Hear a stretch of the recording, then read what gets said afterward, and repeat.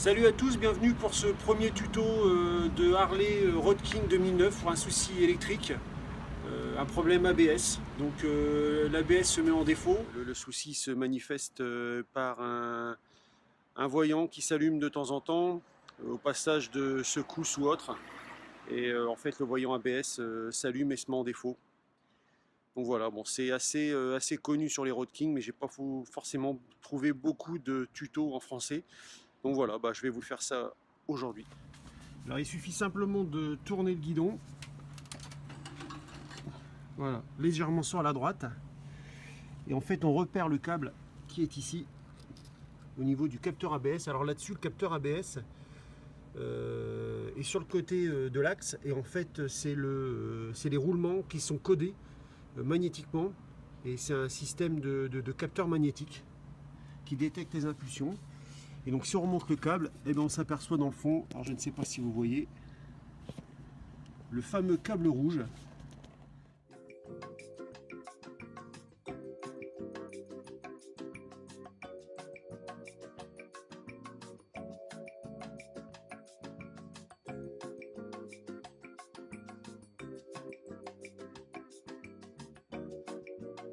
Donc voilà, le phare est démonté.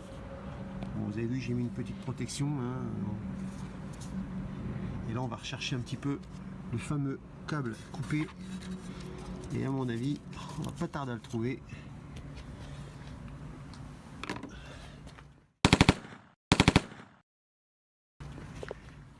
Bon voilà, j'ai sorti le connecteur,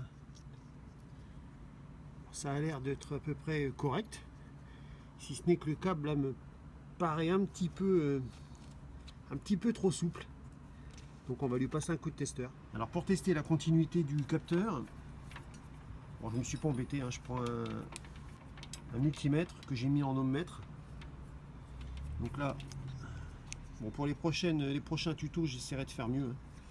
Donc 0,5 mégaohm, ce qui est énorme, hein.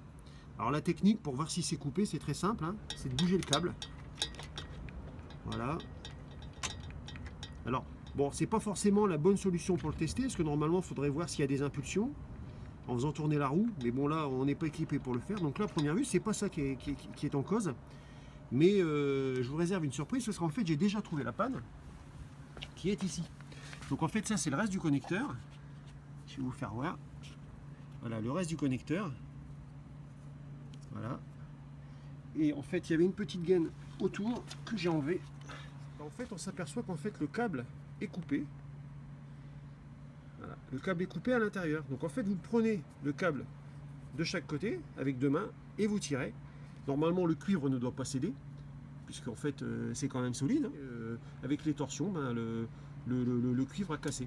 Donc là opération gaine thermo, à souder sorti, et il est prêt à faire feu.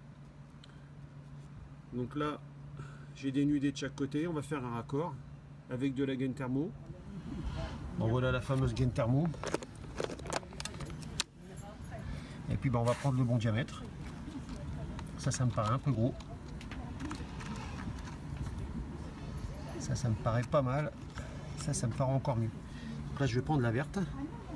Donc là vous voyez, ça y est, hein, je viens d'étamer les fils. Donc désolé, hein, j'ai pas de support pour l'instant pour vous faire voir toutes les phases. Allez, on y va. Alors l'astuce avec la gaine thermo, c'est de bien l'éloigner de l'endroit où on va chauffer. Parce que suivant les fils et suivant comment on va chauffer, en fait ça va déjà chauffer au niveau de la gaine thermo, et elle risque de se rétracter et vous risquez d'être embêté pour après la mettre. La soudure est faite. Il suffit de descendre la gaine thermo que j'avais éloignée. Alors bien sûr avec une main c'est toujours très simple. Voilà.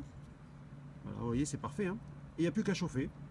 Donc soit avec une petite source de chaleur style briquet ou autre chose. Bon là on va éviter, il y a le réservoir à côté.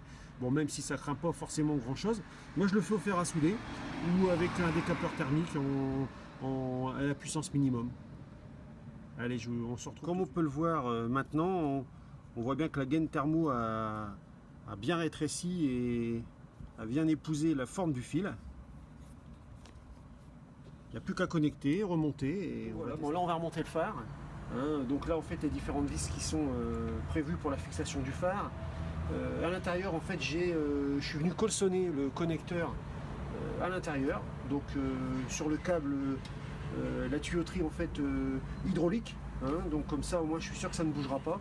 J'ai laissé assez de mou pour que ça puisse bouger avec la suspension, et là on remonte.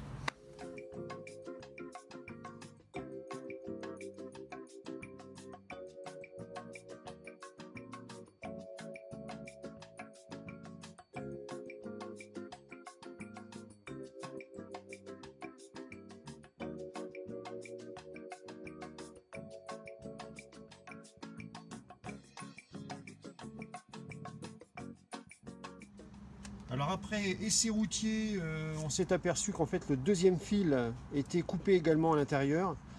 Donc voilà, on a dû refaire la même procédure. Donc là, je vous fais voir.